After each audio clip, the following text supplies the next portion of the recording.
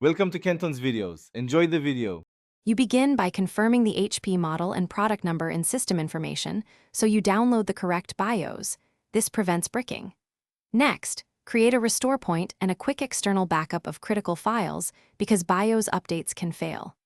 Once done, plug the laptop into AC power and keep the battery charged above 20% to avoid shutdown mid-update.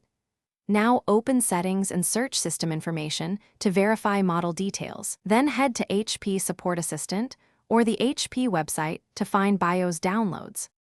After locating the exact BIOS package for your machine on the HP site, download the HP BIOS Update utility for Windows 11.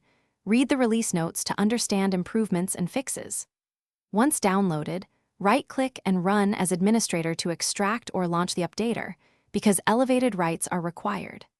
Before executing the installer, close all running apps, suspend disk encryption or BitLocker if prompted, and temporarily disable third-party antivirus to prevent interference.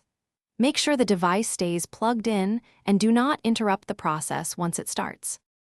Run the HP BIOS updater and follow on-screen prompts. The tool will schedule a reboot and flash sequence that you must not interrupt, because sudden power loss during flashing can brick the board. Once the process finishes and Windows boots, open System Information and confirm the BIOS version matches the installer notes, then re-enable BitLocker and your antivirus. If the update fails or the system won't boot, try the HP BIOS recovery or rollback method from the support site, and contact HP support with your product number for guided. Thanks for watching. Consider subscribing if we helped you.